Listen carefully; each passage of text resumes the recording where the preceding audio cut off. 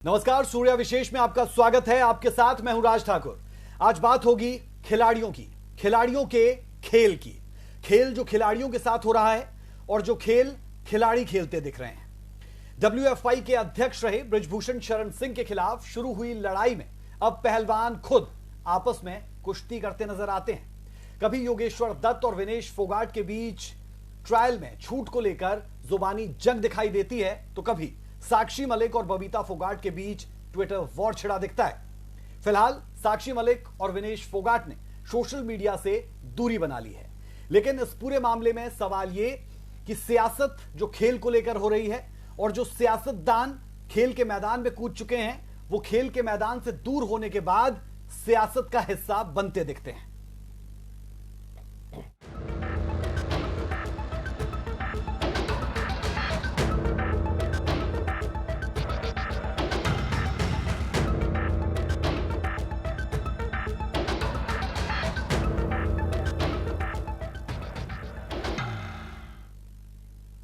जून के दूसरे हफ्ते में दिल्ली पुलिस ने बृजभूषण शरण सिंह के खिलाफ बालिग यौन शोषण केस में कोर्ट में चार्जशीट दाखिल की थी, जिसमें बृजभूषण के खिलाफ कई नई धाराएं भी जोड़ी गई। कौन सच्चा है कौन झूठा है, यह तो जांच के बाद दूध का दूध और पानी का पानी हो जाएगा। लेकिन इतना जरूर है कि जिस तरह पहलवान आपस में भिड़ गए, उसने कहीं ना कहीं कुश्ती को पूरे तरीके से धूमिल किया, कुश्ती की साख को भी ठेस पहुंचाई। पहले ये स्पेशल रिपोर्ट आप देखिए, फिर चर्चा करेंगे। कुछ खास मेहमान हमारे साथ जुड़ेंगे।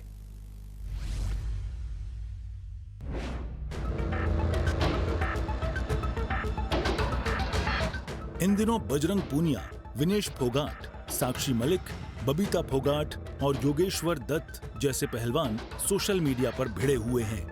हर कोई एक दूसरे को झूठा ठहरा रहा है। हर घंटे कोई ना कोई ट्वीट आ रहा है। सबके अपने अपने खेमे हैं। एक ट्वीट करता है तो उसका खेमा उस पोस्ट के प्रचार प्रसार में लग जाता है। दूसरे पक्ष की भी यही कहानी है। रेसलिंग मैट पर जो पहलवान विरोधी पहलवानों के खिलाफ दांव पेच लगाते थे, वो अब अपने ही साथी पहलवानों पर हमला बोल रहे हैं। पुराने वीडियो, पुराने फोटो पोस्ट किए जा रहे हैं। मामला बहुत पेचीदा है। पुलिस, कोर्ट कचहरी सब कुछ हो गया है। कौन सही है कौन गलत, इसका फैसला तो कोर्ट को करना है। लेकिन एक फैसला हो चुका है। इस पूरे मामले ने इस खेल की साख को नुकसान जरूर पहुंचाया है। लड़ाई गंभीर है। WFI के पूर्व अध्यक्ष बृजभूषण शरण सिंह पर महिला पहलवानों के साथ यौन शोषण करने का आरोप है। इन आरोपों में कितनी सच्चाई है, ये तो जांच के बाद दूध का दूध और पानी का पानी हो ही जाएगा। लेकिन अभी जिस तरह की लड़ाई पहलवानों में छिड़ी है, वो तकलीफ देती है। पहलवान चाहे इस पक्ष के हों या उस पक्ष के, उन्हें खेल प्रेमियों ने हमेशा ढेर सारा सम्मान और प्यार ही दिया है।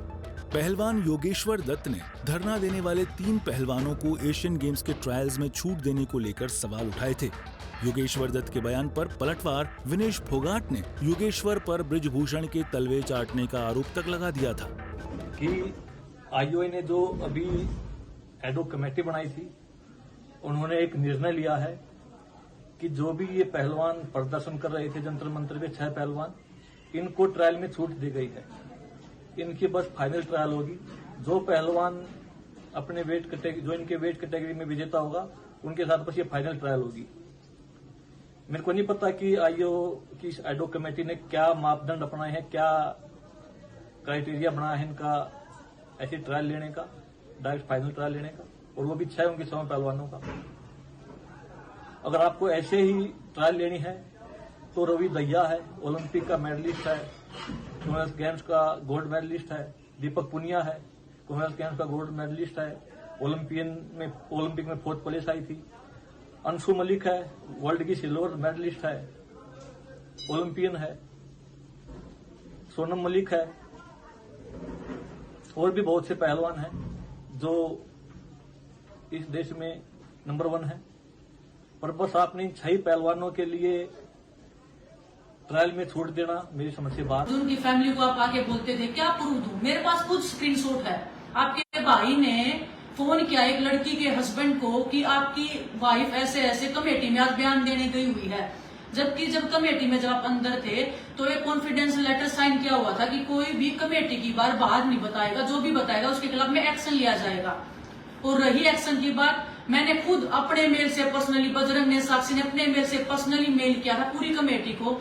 सोशल मीडिया पे हमने डाला था कि योगेश्वर दत्त जी ने बयान लीक किए हैं, योगेश्वर जी लड़कियों के बयान बाहर आउट कर रहे हैं, उनके खिलाफ एक्शन लिया जाए। खेल मंत्री जी ने बचाया है, किसने बचाया है, उन्होंने आपके खिलाफ में एक्शन नहीं लिया।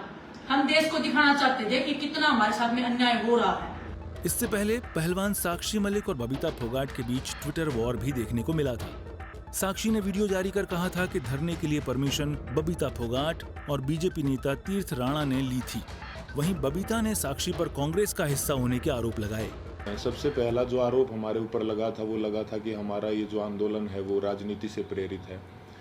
कांग्रेस लीडर दीपेंद्र हुड्डा ने हमारे को इस आंदोलन के लिए उकसाया है। आप सबको पता है कि सबसे पहले जो हम प्रोटेस्ट पे आए थे जंतर मंतर पे, वो जनवरी में आए थे और उस प्रोटेस्ट की जो परमिशन है वो बीजेपी के ही 2 लीडर्स ने ली थी। प्रोटेस्ट की जो परमिशन जो जंतर मंतर थाने से ली गई थी वो बीजेपी लीडर तीर्थ राणा और बीजेपी लीडर बबीता फोगाट ने जो वो परमिशन ली थी, जिसका प्रूफ भी अभी हमने आपको दिखाया। तो ये कैसे हो सकता है कि ये आंदोलन जो है वो कांग्रेस ने करवाया? गारंटी के साथ बोल सकते हैं कि 90% जो कुश्ती से जुड़े लोग हैं, चाहे वो पहलवान हो या कुश्ती से जुड़े हमारे कोचेज हों, उन सबको जो है ये पता था कि 10-12 साल से जो इस तरह की छेड़छाड़ जो महिलाओं के साथ जो है हो रही है या उन किसी और कुछ लोगों ने देखा भी था, जिसका प्रूफ मीडिया में कुछ कोचेज ने दिया है। सबसे पहले तो मैं मेरी दोस्त साक्षी मलिक ने जो बेबुनियाद आरोप मुझ पे लगाए हैं, तो मैं कहना चाहूँगी, एक कहावत है कि आंखों देखा और कानों सुने पे विश्वास नहीं करना चाहिए। और ये कहावत जो है साक्षी बहन की बातों पे चरितार्थ होता है। और आपने देखा होगा कि जो परमिशन लेटर साक्षी बहन दिखा रही है उसके ऊपर कहीं भी मेरे हस्ताक्षर नहीं है और कहीं भी ऐसा कोई प्रत्यक्ष प्रमाण नहीं है। काबिले गौर है कि बजरंग, विनेश और साक्षी कुछ दिनों के लिए सोशल मीडिया से दूरी बनाने का ऐलान कर चुके हैं। पहलवान 5 महीनों से बीजेपी सांसद बृजभूषण शरण सिंह के खिलाफ प्रदर्शन कर रहे थे। बृजभूषण के खिलाफ बालिग पहलवानों के यौन शोषण मामले में चार्जशीट दायर हो चुकी है, जिसमें कई नई धाराएं भी जोड़ी गई हैं। चलिए अब आपको बताते हैं वो कौन सी धाराएं हैं और इन धाराओं का आसान शब्द में मतलब क्या है। धारा 354 किसी के साथ छेड़छाड़ करना गैर जमानती धारा है। 1 से 5 साल तक की सजा का प्रावधान होता है। धारा 354A किसी को शारीरिक संबंध बनाने के लिए कहना। धारा 354A जमानती धारा है। इस धारा के तहत 3 साल तक की सजा का प्रावधान होता है। धारा 354D गलत इरादे से बार बार पीछा करना।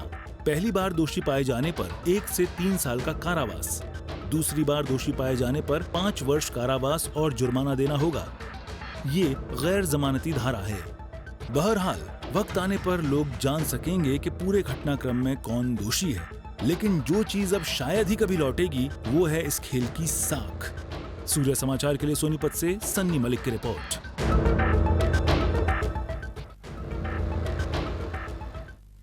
तो सूर्या विशेष में आज बात चर्चा इसी पर, खिलाड़ियों से खेल और खिलाड़ियों का खेल कैसे आगे बढ़ रहा है, या फिर कहें कि खेल के साथ खिलवाड़ होता दिखता है। हमारे साथ हमारे तमाम पैनलिस्ट मौजूद है। Saurabh Duggal senior sports journalist है, बहुत बहुत स्वागत है आपका। विनोद पॉलिस्ट हमारे साथ, आप वकील हैं पंजाब हरियाणा हाईकोर्ट में। आर्या वीरेंद्र दलाल हमारे साथ जुड़े हैं, आप अंतर्राष्ट्रीय स्तर के प्लेयर्स के कोच हैं, आपका भी बहुत बहुत स्वागत है। तमाम मेहमान हमारे साथ, और इन तमाम मेहमानों से आज हम जानने की कोशिश करेंगे कि मौजूदा स्थिति क्या है और आने वाला वक्त कैसा रह सकता है, खासतौर पर कुश्ती के लिए। सौरभ जी, मैं आप ही से शुरुआत करना चाहूंगा। अपने दर्शकों को बता दें कि सौरभ दुग्गल ओलंपिक्स कवर कर चुके हैं और रेसलिंग, बॉक्सिंग, तमाम ऐसे खेल जिन्हें बहुत ज्यादा पहचान हिंदुस्तान में नहीं मिली, उसे पहचान दिलाने में इनकी एक अलग सक्रिय भूमिका रही है। तो सौरभ जी, मैं शुरुआत इसी से करना चाहूंगा कि जो ये पूरा मामला हुआ, पहले तो आप क्या मानते हैं कि ये मामला हुआ क्यों, शुरू से लेकर अब तक ये पूरा मामला कहां खड़ा है? देखिए, अगर आप स्पोर्ट्स स्ट्रक्चर की बात करें तो हमारे स्पोर्ट्स स्ट्रक्चर में जो फेडरेशन है उसका एक बहुत अहम, एक इम्पॉर्टेंट रोल है, क्योंकि प्लेयर जब रिप्रेजेंट करता है तो वो कंट्री को अगर रिप्रेजेंट करता है तो वो थ्रू फेडरेशन है जी। वो ये नहीं कि वो गवर्नमेंट को रिप्रेजेंट कर रहा है, स्पोर्ट्स मिनिस्ट्री को रिप्रेजेंट कर रहा है। स्पोर्ट्स मिनिस्ट्री या साई वो उसकी पार्टिसिपेशन को फेलिसिटेट कर रही है जी। तो उसकी पार्टिसिपेशन है जो फेडरेशन के थ्रू है, तो फेडरेशन का सबसे अहम रोल है।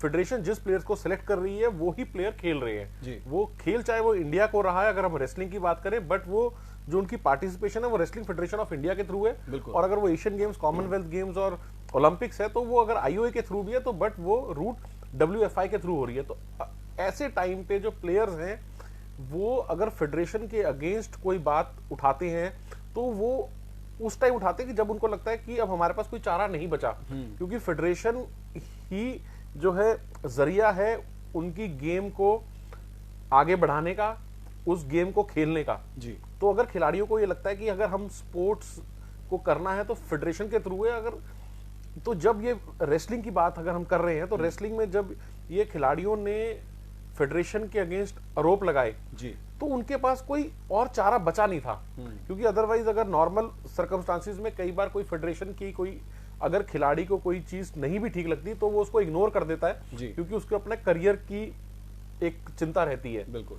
तो ये पूरे सिस्टम में, और अभी भी जैसे आगे रेसलर्स में भी एक डिवीजन हो गया है, अब आगे ट्रायल्स को लेके और उनकी कि कौन सी किसको रिलैक्सेशन मिल रही है, तो उसके ऊपर जो इश्यूज हुए हैं अगर हम उनको साइड में रख दें, बट इन ओवरऑल से जो गेम का बहुत बड़ा नुकसान हुआ है, बहुत बड़ा नुकसान हुआ है। मैं वापस आपके पास लौटूंगा, उससे पहले मैं आर्या वीरेंद्र दलाल का रुख कर रहा हूं। कोच हैं आप आर्या वीरेंद्र जी, आपसे मैं स्थिति को समझना चाह रहा हूं कि जो प्लेयर्स है इस वक्त उनकी क्या मानसिकता है, वो किस तरीके से चीजों को एनालाइज कर रहे हैं, क्योंकि आप लगातार प्लेयर्स के बीच में रहते हैं।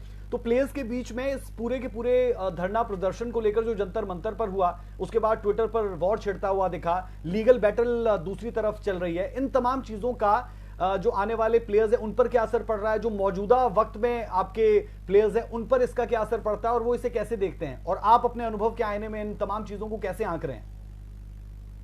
भाई साहब, इन बातों का इन प्लेयरों पे बहुत ज्यादा, छोटे आने वाली पीढ़ी है उन पे भी बहुत गलत असर पड़ रहा है। और इन खिलाड़ियों को मैं तो ये कहता हूँ, अब भाई जो जिन खिलाड़ियों ने खेल को छोड़ दिया उन ज्यादा इनको डिस्टर्ब नहीं करना चाहिए, और इन खिलाड़ियों ने भी इन बातों पे ज्यादा ध्यान न देके, क्योंकि कोर्ट में केस चला गया है और इन्होंने इन बातों पे सोशल मीडिया वगैरह छोड़ के अपने ध्यान अपने गेम के ऊपर लगाना चाहिए। इन बातों के ऊपर ज्यादा कुछ भी ध्यान नहीं देना चाहिए, सिर्फ अपने गेम के ऊपर फोकस करना चाहिए, ताकि और जो आने वाले खिलाड़ी हैं उन पर भी अच्छा प्रभाव पड़े। बहुत ही जरूरी है। लेकिन ये जो प्रकरण हुआ है पर इन बच्चों ने बड़ा बहादुरी का काम किया है, सैल्यूट है इन बच्चों को, इतने जबरदस्त। हाँ जी, ऐसे व्यक्ति के खिलाफ बहादुरी का काम तो किया है, सैल्यूट भी आप कर रहे हैं, लेकिन दूसरी तरफ आप कह रहे हैं कि खेल पर ध्यान देना चाहिए। तो अब डिवीजन तो हो चुकी कि खेल पर ध्यान कम दिया जाएगा, क्योंकि लीगल बैटल पर भी उतरना है, सोशल मीडिया पर ट्रोलिंग का शिकार भी होना है, ब्रिजभूषण के साथ दो हाथ पहले ही कर लिए हैं। तो जो खिलाड़ी सीधे तौर पर सामने आ गए हैं, 3 से 4 नाम, साक्षी मलिक, विनेश फोगाट, हम लगातार देख रहे हैं, इन नामों की लगातार चर्चा हो रही है। तो ये तमाम खिलाड़ी तो फ्रंट फुट पर आकर खेलते हुए दिखते हैं। तो ऐसे में मुश्किल है इन सबके लिए कि जो आप इन्हें सलाह दे रहे हैं कि अपने खेल पर फोकस करें। ये बिल्कुल मैं इनको पर्सनली भी बोलूंगा और आपके चैनल के माध्यम से भी कहना चाहता हूं, क्योंकि ये बहुत इतना बड़ा आंदोलन आज तक खेल में कभी वर्ल्ड में नहीं हुआ है, और ये दुनिया के मतलब ऐसे खिलाड़ी बन चुके हैं। तो इस बात में नहीं उलझना चाहिए, वे जान के उलझाना चाहते हैं। इन खिलाड़ियों को जान पूछ कर इन बातों में उलझाना चाहते हैं ताकि ये उलझें और फंसें, क्योंकि इन सब बातों को जब कोर्ट में चली गई थी इन बातों का कोई महत्व रहा नहीं आपस में बात करने का। तो ये नहीं करना चाहिए और नहीं बोलना चाहिए।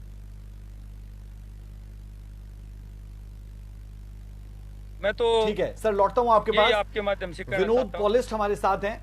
कानूनी चीजों को समझने के लिए हम विनोद जी की तरफ रुख कर रहे हैं। पंजाब हरियाणा हाईकोर्ट में आप लगातार कार्यरत रहते हैं। विनोद जी, सबसे पहले तो हमारे दर्शकों को आप ये समझाएं कि पहले ये पूरा मामला शुरू होता है, उसके बाद चार्जशीट तैयार होती है, कुछ धाराएं लगाई जाती है, कुछ हट भी जाती है, पॉक्सो एक्ट हट जाता है, उसका कितना बड़ा किरदार यहाँ पर, और जो तमाम धाराएं अब लगी है वो कितनी प्रभावशाली आपको लगती है इस केस में?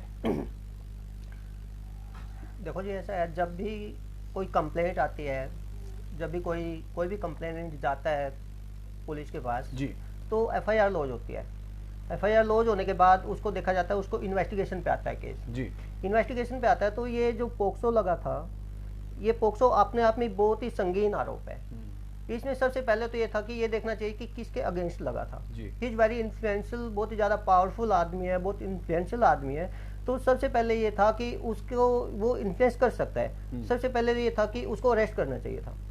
अरेस्ट नहीं किया, उसका नुकसान ये हुआ है कि उसने इन्फ्लुएंस दे के 164 के अंडर वो अपने आपके बयान दर्ज हो गए हैं, उसके बावजूद भी आप उसको अरेस्ट नहीं कर रहे हो, उसके बावजूद वो अपने इन्फ्लुएंस पावर यूज करके दोबारा से बयान बदलवा रहा है और पोक्सो को हटवा रहा है। सबसे पहली बात तो ये थी कि पुलिस की इन्वेस्टिगेशन है वो बिल्कुल शक के दायरे में है सबसे पहले। और ऊपर से जो अभी 354, 354A, 354B वो इतने संगीन आरोप नहीं है, ठीक है, उनमें मतलब कोई ज्यादा मतलब प्रॉब्लम नहीं होगी उसको, जो आदमी इतना पावरफुल है। सबसे पहले तो मोरोवर इन्वेस्टिगेशन प्रॉपर हुई है, दिल्ली पुलिस ने इन्वेस्टिगेशन बहुत अच्छे से किया है, लेकिन जो चार्जशीट में फैक्ट्स आए हैं, चार्जशीट में जो बातें आई हैं सामने, वो कहीं ना कहीं एक तरफा उन्होंने थोड़ा सा मतलब फायदा किया है ब्रजभूषण को, क्योंकि जो चीजें जो फैक्ट्स आए हैं, जो डिस्क्लोजर स्टेटमेंट में चीजें हैं, वो सारी की सारी यूज नहीं हुई है चार्जशीट दाखिल करने में, और उसका फायदा ये हुआ है कि 164 के बयान भी दोबारा से करवा के 164 के बयान रेयर केसेज में दोबारा से होते हैं मजिस्ट्रेट के सामने। तो वो पहले तो उस लड़की ने संगीन आरोप लगाए, उसके बाद काफी टाइम मिल गया ब्रजभूषण को, 1-1.5 महीना मिल गया, वो अपना सारा मैनेज कर गया। उसके बाद दोबारा से 164 के बयान हुए और उनमें वो लड़की ने मतलब इनकार कर दिया और वो अपने बयान वापस ले लिए। तो इसका ये हुआ है कि वो उसके ऊपर पोक्सो हट गया। पोक्सो हटने के बाद तो ब्रजभूषण सिंह के ऊपर कोई ज्यादा प्रॉब्लम वाले अब धाराएं नहीं लगी हैं और वो आराम से उसको छूट मिल गई इन बातों। विनोद जी, मैं समझना चाह रहा हूँ कि क्योंकि हमने देखा कि केस दर्ज करवाने के लिए भी एक लंबी लड़ाई इन पहलवानों को लड़नी पड़ी, सुप्रीम कोर्ट तक आपको जाना पड़ा, वो थोड़ा समझाएं। एग्जैक्टली देखो, कोई भी मतलब it's a matter of right, ये आपका हक बनता है कि आप पुलिस के पास जाएं, कोई भी आप कंप्लेंट लेके जाएं, तो कोई भी कंप्लेनेंट जाता है तो सबसे पहले तो FIR होती है। और इतनी संगीन धाराएं हैं, नाबालिग के पोक्सो लगा हुआ है, आपके रेप चार्जेस लगे हुए हैं, आपके छेड़छाड़ के आरोप लगे हुए हैं, स्टोकिंग का आरोप लगे हुए हैं, उसके बावजूद भी FIR लॉन्च नहीं होती है। खिलाड़ियों को सुप्रीम कोर्ट जाना पड़ता है, सुप्रीम कोर्ट ऑर्डर करता है कि भाई FIR लॉन्च करो, तो अपने आप में ही यही एक शक के दायरे में आ जाता है कि कहीं ना कहीं पावर स्ट्रक्चर, कहीं ना कहीं गवर्नमेंट, कहीं ना कहीं सारा कुछ ब्रजभूषण को एक तरफा सपोर्ट कर रहा था। ठीक है, सौरभ जी मैं आपके पास आ रहा हूं। फेडरेशन का आपने किरदार समझाया कि फेडरेशन का किरदार कितना इंपॉर्टेंट होता है, लेकिन एक खिलाड़ी जब खिलाड़ी बनता है उसके पीछे एक लंबा संघर्ष रहता है, और उस संघर्ष के बाद जब वो परफॉर्म करने की हालत में आता है, उस दौरान अगर वो इतने बड़े प्रदर्शन में इन्वॉल्व हो जाता है तो नुकसान बहुत ज्यादा हो जाता है। उसके बाद हमने लगातार देखा कि योगेश्वर दत्त की तरफ से बयान आता है, जब उन्हें ट्रायल से छूट मिल जाती है, जो फाइनली जीतेगा उसके साथ इन खिलाड़ियों का मुकाबला करवा दिया जाएगा। वो एक कमेटी बनी, उस कमेटी ने ये फैसला लिया, योगेश्वर दत्त उसमें चुटकी लेते हुए दिखते हैं कि क्या ये विरोध प्रदर्शन आपने इसीलिए किया था। ये तमाम चीजें जरा समझाएं कि कैसे वर्क करती है ये सब कुछ, ये पूरा स्ट्रक्चर। देखिए राज, जो प्लेयर जब रिप्रेजेंट कर रहा है, अगर रेसलिंग फेडरेशन ऑफ इंडिया की बात करें जी, तो वो नेशनल फेडरेशन है, नेशनल स्पोर्ट्स फेडरेशन है। तो प्लेयर ने जो रिप्रेजेंट करना है वो WFI ने करना है, WFI ने ही टीम सेलेक्ट करनी है जी, वह उनके थ्रू ही कैंप लगेगा। कैंप कौन लगा रहा है उसमें साई जो है या स्पोर्ट्स मिनिस्ट्री जो है उनका एक कंट्रीब्यूशन रहता है, बट टीम को जो रिप्रेजेंटेशन है वो प्लेयर की WFI के थ्रू ही है कि क्या वो सिलेक्शन क्राइटेरिया बना रहे हैं, क्या वो टीम कर रहे हैं, किस प्लेयर को किस पॉलिसी के तहत एडवांटेज दे रहे हैं, या कोई सीनियरिटी का कोई बेनिफिट मिल रहा है, या उन्होंने कोई रैंकिंग सिस्टम किया है जी। और अगर आप ये पूरे इसकी एक बात देखें कि जनवरी से जो है लेकर आज जून आ चुकी है, ये 6 महीने में रेसलिंग के जो प्लेयर्स के स्टैंड की बात है, प्रोटेस्ट की बात है, सोशल मीडिया में, क्योंकि सोशल मीडिया की कोई दायरा नहीं है, कोई लिमिटेशन नहीं है, वो अपने आप में एक ओशियन है बिल्कुल कि कहीं से कोई बात आ सकती है, और उसमें प्लेयर्स की अब डिवीजन भी आ गई है। लेकिन अब इसमें जैसे अभी वीरेंद्र दलाल कोच साहब ने बोला कि इसमें गेम का बहुत जो है नुकसान है, और मैं बिल्कुल उससे सहमत हूं, क्योंकि जब एक आम आदमी को जिसको रेसलिंग का नहीं पता, या जो रेसलिंग में अपने बच्चे को लाना चाहता है, तो वो ये जब सारे सिस्टम को देखता है तो उसको लगता है कि अगर इतने बड़े प्लेयर्स के साथ ये प्रॉब्लम आ रही है तो मेरे बच्चे ने तो अभी गेम शुरू करनी है, या मैं अभी जूनियर लेवल पे हूं, तो मैं कुछ अचीव कर पाऊंगा या नहीं कर पाऊंगा, या मैं इस गेम से दूर ही हट जाऊं। तो वो एक जो है बहुत एक डिसएडवांटेज रहेगा गेम के लिए। और साथ में मैं जो हमारे पैनल में एडवोकेट जुड़े हैं विनोद जी, इनकी जब इन्होंने बताया कि सुप्रीम कोर्ट के इंटरफेरेंस के बाद जो है इंटरवीन किया और उसके बाद एफआईआर लॉन्च करी। अगर ये एफआईआर जब ये पहली बार जब रेसलर्स प्रोटेस्ट में आए थे जनवरी के टाइम में ही अगर ये एफआईआर कर दी जाती तो या तो ये अब भी एफआईआर ना करते, दिल्ली पुलिस बोल देते कि हमें कोई फाइंडिंग में कुछ नहीं मिला और एफआईआर नहीं हुई। तो सुप्रीम कोर्ट के कहने पे जब अगर एफआईआर करी है तो जनवरी में एफआईआर क्यों नहीं की गई? तो क्या ये वहां पे पॉलिटिकल प्रेशर था?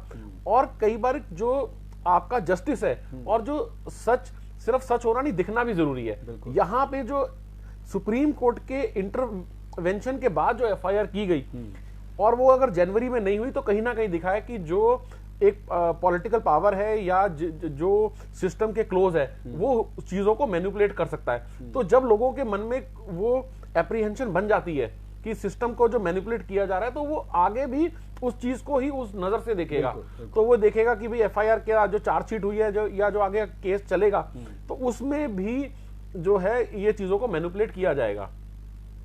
बिल्कुल ठीक है। मैं आपके पास वापस आऊंगा और मैं आपसे ये जानने की कोशिश करूंगा कि हम देख रहे हैं कि एक ही परिवार के दो लोग अलग अलग दिशा में इस वक्त दिखते हैं। मैं जिक्र कर रहा हूं बबीता फोगाट और साक्षी मलिक का कि ये दोनों आमने सामने दिखते हैं। साक्षी मलिक विनेश फोगाट के तो साथ है, लेकिन हम देखते हैं कि बबीता फोगाट साक्षी मलिक को सीधे तौर पर उन पर बयानबाजी करते हुए नजर आते हैं। ये तमाम चीजें क्यों हो रही है ये भी मैं आपसे समझना चाहूंगा। मैं रुक कर रहा हूं आर्या वीरेंद्र दलाल जी आपकी तरफ। पहले तो मैं ये भी चाहूंगा कि आप हमारे दर्शकों के साथ साझा करें कि आप किस किस को कोच करते रहे हैं, इस वक्त कर रहे हैं, और जो ये खिलाड़ी है जब आपकी उनसे पर्सनली बात होती है इस मसले पर तो ये खिलाड़ी कैसे इस पर रिएक्ट करते हुए नजर आते हैं। क्योंकि जो बात सौरभ दुग्गल जी ने की वो बहुत इंपॉर्टेंट है कि जो नई शुरुआत कर रहे हैं उस नई शुरुआत के तहत बहुत सी अलग अलग चीजें जो है वो नजर आती है।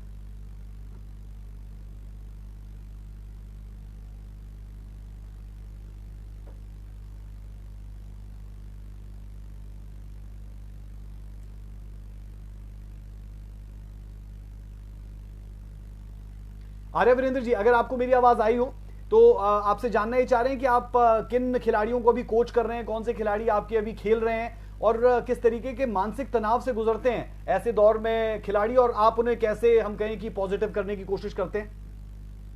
मैं तो बजरंग पूनिया और दीपक पूनिया का कोच रहा हूं। लगभग 15 साल दीपक पूनिया को कोचिंग दी है और लगभग 5-6 साल बजरंग पूनिया का जो प्रथम कोच रहा हूं। और मैंने इन बच्चों के भाव देखे हैं, मैंने हरिद्वार में भी देखे हैं। इन बच्चों के ऊपर का बहुत ही मतलब ये तो बहुत स्ट्रॉन्ग माइंड के बच्चे हैं, नहीं तो वहाँ तो ऐसी पोजीशन थी कि ये खुदकुशी करने के लिए भी तैयार थे बच्चे। और ये कह रहे हैं भाई ड्रामे नहीं थे, इनको तो पता भाग के पकड़ा है। तो इन बच्चों के ऊपर बड़ा हम, लेकिन इनको बार बार इन बच्चों को भी कह रहे हैं अब भाई इन बातों पर ध्यान मत दो, क्योंकि ये इनका काम राजनीति करना है और उलझाना है। तो उलझना नहीं है आपने, ये कोर्ट ने करना है जो भी निर्णय करना है। आपने अपनी पैरवी करनी है सही जो जगह है उस पर। और यहाँ बयान देने से शायद अब तो मेरे ख्याल में सोशल मीडिया पे ये कुछ नहीं आता होगा इनका। हमने कहा बार बार भाई आप अपनी मेहनत पे अपने ज्ञान, क्योंकि ये राजनीति नहीं करते, इन्होंने ना इलेक्शन लड़ना है, इन्होंने अपना गेम करना है। तो अपने गेम के ऊपर फोकस करो, क्योंकि राजनीति वाले आदमी तो उलझाएंगे और किसी बार बार कोई बात करवा के और इस केस को भी खराब करने का प्रयास करेंगे। तो मैं तो यही कहना चाहता हूँ भाई आपके माध्यम से कि अपने खेल के ऊपर ध्यान दो और इन बातों पर ध्यान मत दो। अपने कोर्ट पे जब तारीख हो तो अपने कोर्ट में उन तारीख पर करना चाहिए, अपने खेल के ऊपर ध्यान देना चाहिए। क्योंकि इनका दुनिया के अंदर पूरा दबदबा बना हुआ है। ये कहते हैं ना भाई उतरे हुए खिलाड़ी नहीं, ये उतरे हुए खिलाड़ी नहीं है, अब तो इनकी धाक बनी है दुनिया के अंदर। अब भाई बजरंग भी कोई पहलवान है, विनेश भी कोई पहलवान है, साक्षी भी कोई पहलवान है। और आने वाली पीढ़ियों का हौसला बढ़ेगा जब ये बच्चे जीतेंगे। भाई इतनी ये भी लड़ रहे हैं, जब हम हतोत्साहित कर देंगे बच्चों को तो ये कैसे मेडल जीतेंगे। हमने इनको मोटिवेट करना चाहिए, इनको स्ट्रॉन्ग बनाना चाहिए। अब भाई किस खिलाड़ी ने कितनी पोजीशन में गुजर के और फिर भी मेडल दिए हैं, ये तो इसने भी पता है, योगेश्वर दत्त ने भी पता है। अब भाई इस पहलवान के भी पिता रूप से बहुत इसको बताया भी नहीं गया था। अरे वीरेंद्र जी, मैं एक सवाल जहन में आता है। पहला तो ये कि जब ये प्रदर्शन हो रहा था, क्योंकि आप जिन प्लेयर्स के कोच रहे हैं वो प्लेयर अपने आप में बहुत बड़े हैं और इस प्रदर्शन का हिस्सा भी वो रहे, तो ये सवाल इसीलिए मैं आपसे कर रहा हूं। सवाल ये कि क्या आप भी इस प्रदर्शन में उनकी हौसला अफजाई के लिए गए थे, वहां पर पहुंचे थे? और दूसरा सवाल ये कि जब इस तरीके का धरना प्रदर्शन होता है तो फिर किस तरीके का माहौल वहां पर रहता है और उस माहौल के बीच में खुद को सहेज कर कैसे रखना है? और तीसरा ये कि लगातार ये आरोप लग रहे हैं कुछ प्लेयर्स पर कि वो कांग्रेस की बातों को आगे ला रहे हैं, यानी राजनीति पूरे तरीके से निकलकर सामने आ गई है और कांग्रेस के एजेंडे को आगे बढ़ा रहे हैं। क्या ये तस्वीर है या इससे अलग? ये गलत बात है। मैं तो बार बार ये कह रहा हूँ, ये बच्चे राजनीति नहीं करें। सभी पार्टियों ने देखो शुरू में ये आए ये बात कर रहा, क्योंकि कोई भी पहले खिलाड़ी अपने आप को बदनाम नहीं करना चाहता। भाई इस फेडरेशन को इसको मुक्त कर दो, यहाँ से कर दो, दूसरे किसी को भी बना दो। आप इसी से अंदाजा लगा सकते हो। ये उठ के आगे, सरकार ने इनको आश्वासन दे दिया, ये वहां से उठ के आगे। फिर उस बात के ऊपर इन्होंने आखिर में जब इनकी बदनामी करने लगे, वापस इनके ऊपर लांछन लगने लगे, तो ये ऊपर इनका कितना मानसिक परेशान रहे ये हमें पता है।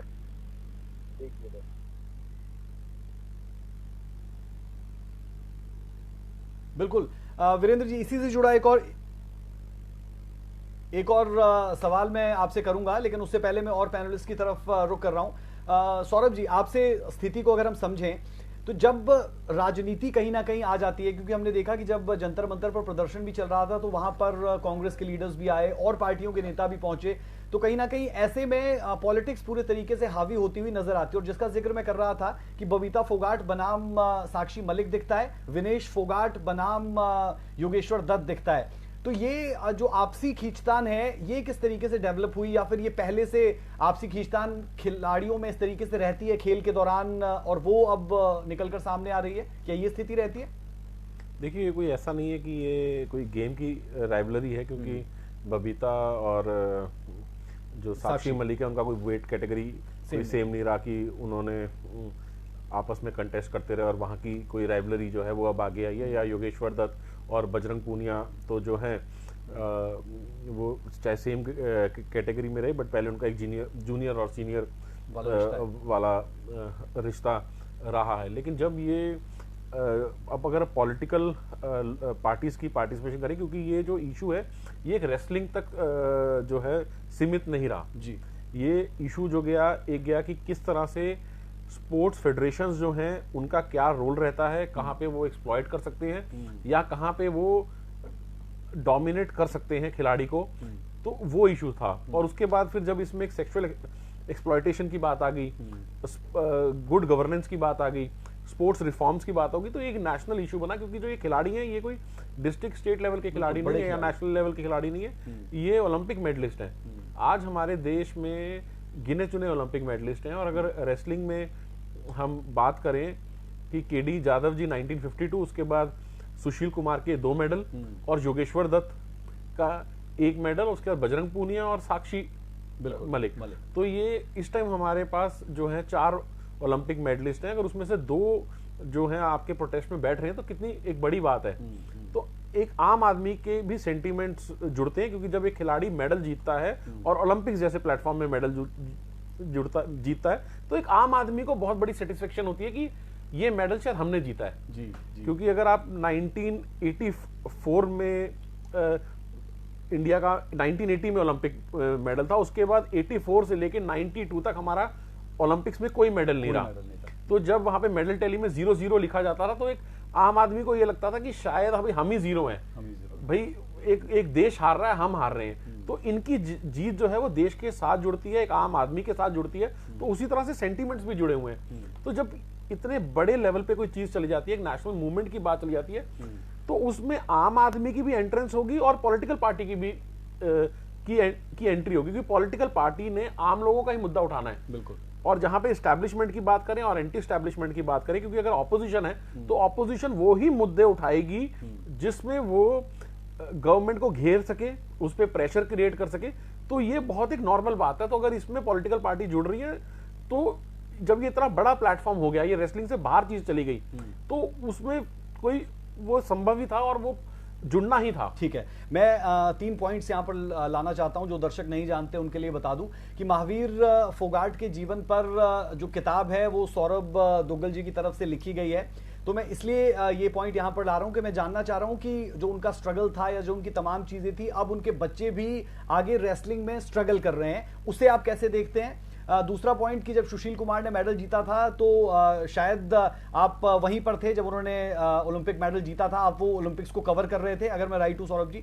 और तीसरा और अहम मुद्दा ये कि जब ये पूरा विवाद चला तो एक बात ये कही गई कि जो हरियाणा के पहलवान है उन्हें ज्यादा तकलीफ हो रही है क्योंकि वो बिना ट्रायल के आगे चले जाना चाहते हैं और ये फेडरेशन नहीं होने दे रही। क्या इन बातों में कोई सच्चाई है? ये 3 चीजें एक एक करके आप मैं पहले तीसरे पॉइंट की बात कर रहा हूं कि अगर हरियाणा के रेसलर्स को की तकलीफ की बात कर रही है, अगर इंडिया के पिछले 10-12 साल की रेसलिंग की बात करी जाए और इससे पहले भी, तो रेसलिंग जो है हरियाणा का कंट्रीब्यूशन जो है 70% से लेके 90% तक रहता है। ठीक बात कि किसी चैंपियनशिप में 70 है, किसी में 80 है, किसी में 90, और कई चैंपियनशिप में तो पूरी की पूरी टीम जो है वो हरियाणा से रहती है। और अगर दिल्ली का देखें और यूपी की और हरियाणा की जो एग्रेरियन बेल्ट की हम बात करें तो उससे सबसे ज्यादा जो है रेसलर्स आ रहे हैं। और इंडिया में अगर आप नेशनल के अगर आप मेडलिस्ट देखें तो उसमें लगभग 80 to 90% जो मेडलिस्ट हैं वो हरियाणा के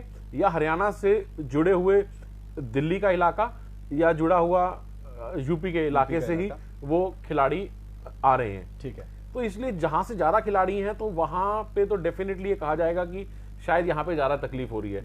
लेकिन बात यहाँ हरियाणा, पंजाब, महाराष्ट्र, दिल्ली की नहीं, यहाँ बात एक सिस्टम की है कि सिस्टम में अगर गलत हो रहा है तो गलत चीज गलती है।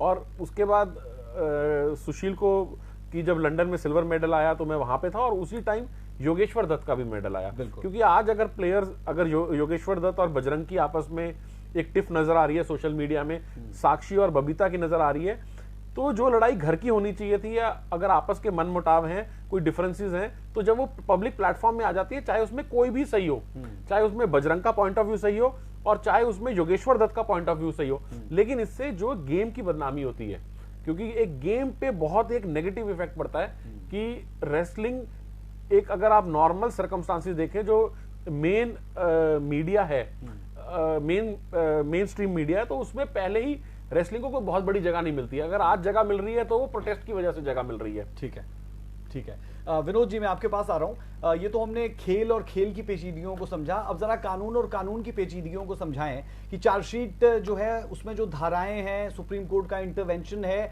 अब ये मामला कहां पर खड़ा है, इसके बाद जो धाराएं हैं उसके तहत जब केस आगे बढ़ेगा चलेगा तो कितना प्रावधान सजा का रह सकता है, और आपको लग रहा है कि जो खिलाड़ी यहां पर चाह रहे हैं उनकी वो चाहत किसी भी तरीके से कानूनी स्वरूप में होती हुई आगे बढ़ेगी, ब्रिजभूषण सलाखों के पीछे जा सकते हैं, कानून क्या कहता है?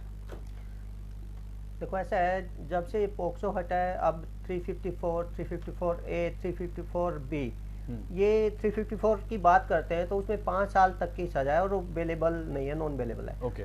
और 354A की बात करते हैं तो वो 3 साल तक है और वो बेलेबल है। और 354B की बात करते हैं हम तो फर्स्ट टाइम पे अगर आप करोगे तो 3 साल तक है और दोबारा से आप स्टोकिंग करोगे तो 5 साल तक, और वो भी बेलेबल नहीं है। लेकिन जिस हिसाब से मतलब चार्जशीट हुई है, जिस हिसाब से फैक्ट्स कोर्ट के सामने रखे गए हैं, तो मुझे नहीं लगता कि जिस हिसाब से जो सोच के कि भाई हाँ हम ब्रिजभूषण को इस्लाकों के पीछे भेजेंगे या फिर मतलब उस तरह से कानून की लड़ाई लड़ेंगे और उस तरह से हम न्याय मिलेगा हमें, तो मुझे उसमें कुछ ज़्यादा लग नहीं रहा है कि पहलवानों को कोर्ट की मतलब कोर्ट का सहारा लेके भी कोई न्याय मिलेगा। हाँ, सुप्रीम कोर्ट जाके दोबारा से री इन्वेस्टिगेशन हो या इन्वेस्टिगेशन के जो सारे के सारे फैक्ट्स हैं वो सारे के सारे फैक्ट्स कोर्ट के सामने रखे जाएं, हाँ तब कुछ हो सकता है, क्योंकि सारी चीज़ें फिर साफ साफ हो जाएंगी। क्योंकि जितनी इन्वेस्टिगेशन हुई है, नो डाउट दिल्ली पुलिस ने प्रोफेशनली बहुत अच्छा काम किया, लेकिन वो सारे फैक्ट्स कोर्ट के सामने नहीं रखे हैं, तो इसलिए फिर मुझे नहीं लगता कि ज़्यादा इनको उस तरह से न्याय मिल पाएगा। मुश्किल लग रहा है आपको यहाँ से आगे जो खिलाड़ियों का सफर है, क्योंकि खिलाड़ी विनोद जी यहाँ पर कह चुके हैं कि धरना प्रदर्शन उन्होंने करके देख लिया, उनका खेल इससे प्रभावित हुआ, वापस वो अपनी ड्यूटीज पर चले गए। सोशल मीडिया का वॉर चल रहा था, उस सोशल मीडिया से भी उन्होंने कहा कि अब हम कुछ दिनों के लिए इससे दूरी बना लेंगे, लाजमी है, तैयारी भी उन्हें करनी है। तो फिर वो कह ये रहे हैं कि हम लीगल बैटल ही यहाँ से आगे करेंगे। जब मेडल जीत के आए और पीएम साहब ने, अपने मोदी जी ने अपने घर पे बुलाया, और उनको जब विनेश फोगाट ने बोला कि मैंने मोदी जी को बताया था कि ऐसे ऐसे हमारा सेक्सुअल एक्सप्लॉयटेशन हो रहा है और ऐसे ऐसे सारी बातें हो रही है, उसके बावजूद भी, उससे बड़ी तो कोई अथॉरिटी नहीं है, उसके बावजूद कोई एक्शन नहीं हुआ। फिर जब ये धरने पे बैठे, सुप्रीम कोर्ट गए, सुप्रीम कोर्ट के थ्रू FIR लॉन्च हुई, उसके बावजूद चार्जशीट में सारा पोक्सो हट गया, सारी चीजें हैं, मतलब इन्होंने मैनेज कर ली। तो मुझे नहीं लगता इसमें कुछ ज्यादा। लेकिन विनोद जी, आप तो कानून मुझसे ज्यादा समझते हैं और जितने भी पैनल में लोग हैं उन सबसे ज्यादा समझते हैं, लेकिन कोर्ट एविडेंस पर ही चलता है और वो कागज का टुकड़ा बहुत अहम हो जाता है लोगों की फीलिंग और इमोशन से ज्यादा।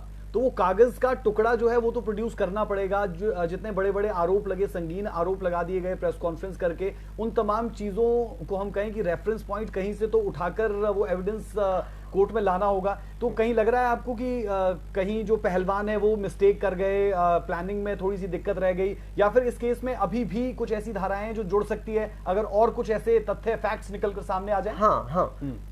क्या है कि इन्वेस्टिगेशन तो है, इन्वेस्टिगेशन तो इन्वेस्टिगेटिंग ऑफिसर करता है, तो उसने कोर्ट के सामने क्या रखना है, उसको क्या ठीक लगता है, उसको क्या गलत लगता है, वो इसकी अपनी डिस्क्रिप्शन पे डिपेंड करता है। तो उसको कोर्ट कंपेल नहीं कर सकती कि भाई हम पार्टिकुलर फैक्ट्स हमारे सामने रखो, पार्टिकुलर फैक्ट्स हमारे सामने ना रखो। तो इन्वेस्टिगेशन में जो बहुत सारी चीजें आई हैं, तो कोर्ट को नहीं पता है कि क्या क्या चीजें इन्वेस्टिगेशन में निकली है। कोर्ट तो उसी बात पे जाएगा कि जो कोर्ट के सामने फैक्ट्स, जो कोर्ट के सामने चार्जशीट, जो कोर्ट के सामने इन्वेस्टिगेटिंग फैक्ट्स है वो सामने रखे जाएंगे।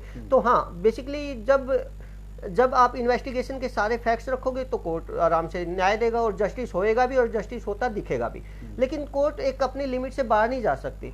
कोर्ट के सामने जो कागज पे लिखा है, कोर्ट के सामने जो फैक्ट्स आए उनसे बाहर कोर्ट कैसे जाएगी? फैक्ट्स लेके आना किसका काम है? वो पुलिस का काम है, वो इन्वेस्टिगेटिंग ऑफिसर का काम है। तो वो मुझे नहीं लगता कि वो सारी बातें आई है, क्योंकि जिस हिसाब से ये इन्होंने इतने सारे लोगों को एग्जामिन किया है, कोचेज को एग्जामिन किया है, कोचेज बाहर आके बोल रहे हैं कि हाँ हमने ये भी बोला था, हमने ये भी बोला था, हमें पता था ऐसा हो रहा है। लड़कियां सारी इकट्ठी मैस में जाती थी, एक एक करके तो मैस में भी नहीं जाती थी, ताकि भाई वहाँ पे उनको खतरा था, मतलब वो सिक्योर फील नहीं कर रही थी। ये सारी चीजें कहीं ना कहीं सस्पिशियस है, और सारी चीजें मतलब जब इस हिसाब से तो इसमें कहीं ना कहीं कुछ ना कुछ था, और वो कोर्ट के सामने नहीं रखा गया है। ठीक है। हाँ। आर्य वीरेंद्र दलाल जी हमारे साथ लगातार जुड़े हुए हैं। सर, क्योंकि आप तो बहुत क्लोजली इन प्लेयर्स के साथ रहते हैं, आप बहुत से टूर्स में इनके साथ हिस्सा बने होंगे, जिन जगहों की बात हो रही है, जो आरोप प्रत्यारोप लगाए जा रहे हैं, इनमें कितनी सच्चाई है दोनों तरफ से अगर हम देखते हैं? और जानना मैं चाह रहा हूं कि एक लेमैन कैसे इसे समझे।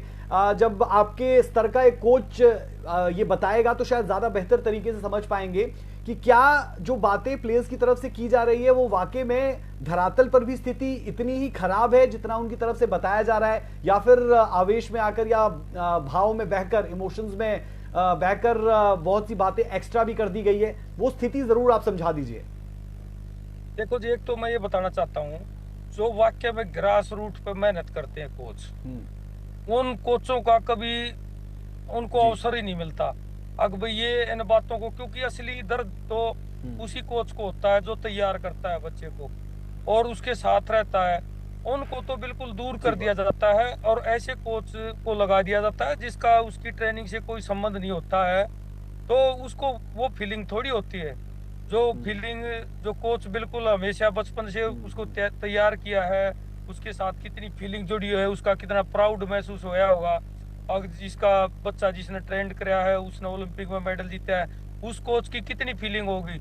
लेकिन आज के टाइम पे भी आप हिंदुस्तान का रिकॉर्ड काट के देख लो, और जिन कोचों ने ग्रास रूट पर बच्चों को तैयार कराया, वे कोच कितने बाहर जाते हैं और उनको कितना मौका दिया जाता है उनको। ये देश की कुश्ती के लिए बड़ा नुकसानदायक भी है, क्योंकि उसको पता चल जाता है वहां जाने के बाद भाई एडवांस टेक्निक ट्रेनिंग किस तरह से होती है।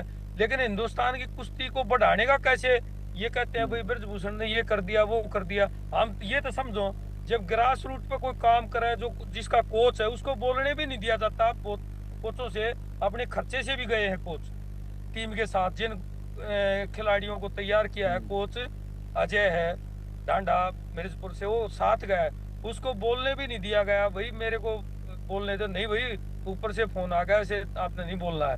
तो आप ये देखो, अब कहाँ जिसके साथ जुड़ा हुआ है उस कोच को तो कभी मौका ही नहीं दिया जाता। ये कुश्ती की तो बढ़ोतरी जब हो ना, जब जो नीचे ग्रास रूट पर तैयार करता है उसको बाहर भी जाने का मौका मिला, उसकी सेंटीमेंट, उसकी हर एक्शन को वो समझता है। आगे इसको बच्चे को किस टाइम पर कैसे ट्रीट करना है, कैसे बताना है, टेक्निक को किस तरह से चलता है इसका शरीर। मैं तो आवाज आ बिल्कुल रही थी? अपने जी जी जी जी सुन पा रहे, पूरा करें हम। हाँ जी, हाँ जी। और मैं तो यही कहना चाहता हूँ भाई, ग्राफ कोचिंग को अब तो इनको मानसिक रूप से पूरे देश नहीं, इनको मोटिवेट करना चाहिए और इनको अपने काम पे और कोर्ट पे ध्यान देना चाहिए, जिन बातों पे जो जरूरी है। और इन्होंने तो पूरे देशवासी भी अगर ये कहेंगे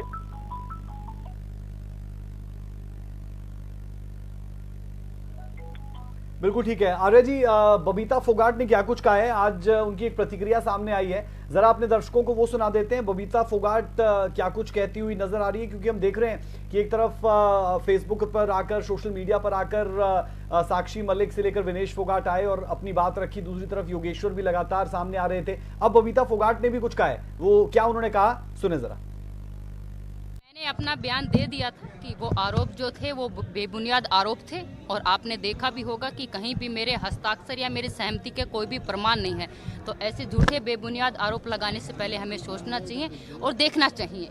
2 दिन पहले ट्वीट किया था और ट्वीट के माध्यम से हमें भी जानकारी मिली थी कि खिलाड़ियों ने बोल दिया है कि अब जो हमारी लड़ाई जो है वो कोर्ट के अंदर, बिल्कुल कोर्ट के अंदर उनको न्याय मिलेगा, और न्यायपालिका अपना काम कर रही है और सरकार अपना काम कर रही है। तो जो भी न्याय के साथ जो भी उचित होगा सबके समक्ष होगा और पूरी जनता उसको देखेगी और सबके समक्ष जो है रिजल्ट आएगा।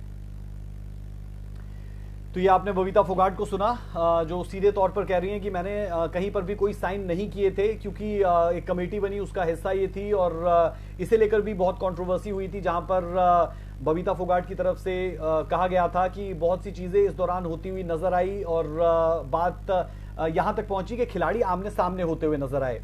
आखिरी कुछ मिनट हमारे पास बचे हैं। सौरभ जी, मैं कंक्लूड करना चाह रहा हूं आपसे, और मैं जानना चाह रहा हूं कि हम जब पहले पहलवानों के लिए सर्च करते थे गूगल पर, तो हम देखते थे कि साक्षी मलिक के कोच उन्हें कंधे पर उठाए हुए आगे बढ़ रहे हैं। विनेश फोगाट के लिए भी वैसा ही कुछ दिखता था कि वो मैट पर अपने हाथ उठाए हुए जीत का परचम लहरा रही है। सब खिलाड़ियों के लिए इसी तरीके की तस्वीरें सामने आती थी, लेकिन बीते कुछ दिनों से ये पूरे तरीके से बदल चुका है, और अब ये धरना प्रदर्शन इस तरीके की चीजें सामने आती है।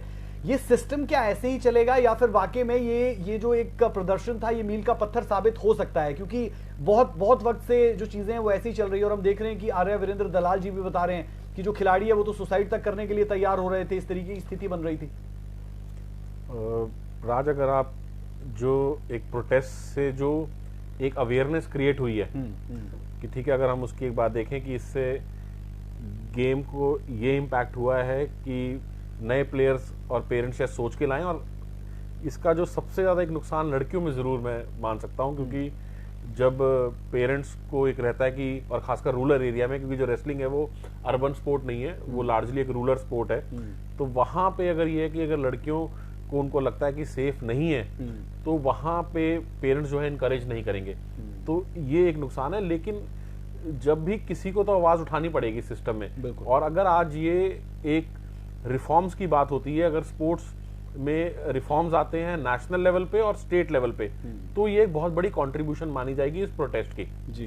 क्योंकि आज अगर हम एक नेशनल फेडरेशन की बात करें, क्योंकि नेशनल फेडरेशन का जो चयन है वो स्टेट यूनिट में, जो अगर हर स्टेट यूनिट की 2 वोट्स हैं, प्रेसिडेंट और जनरल सेक्रेटरी की, तो अगर इनकी 30 यूनिट्स हैं इंडिया में, तो 60 लोगों ने ही चुनना है जी।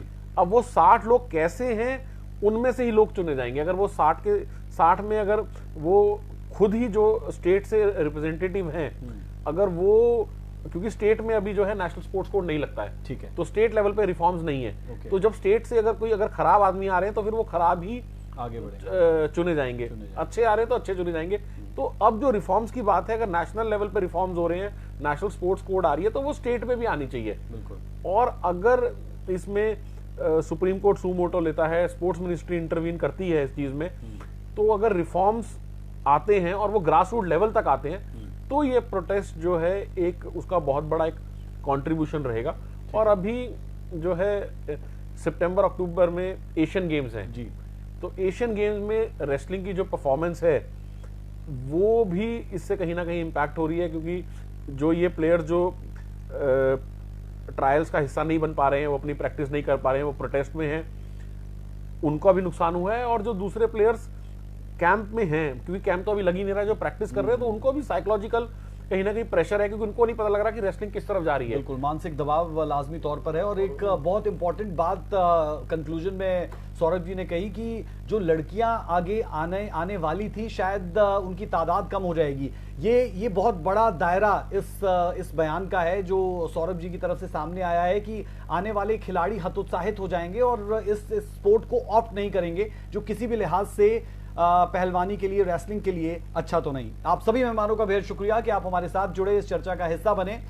लगातार ऐसे मसलों को सूर्या समाचार उठाता रहता है और सूर्या विशेष में डिबेट करता है जिन मसलों से किसी भी तरीके से समाज जुड़ा है। और कोशिश हमारी ये कि आने वाले वक्त में वक्त बदल जाए पहलवानों के लिए, खिलाड़ियों के लिए, और खिलाड़ियों के साथ ही खेल ना हो जाए। अभी के लिए इजाजत दें। खबरों का सिलसिला सूर्या समाचार पर बदस्तूर जारी है। नमस्कार।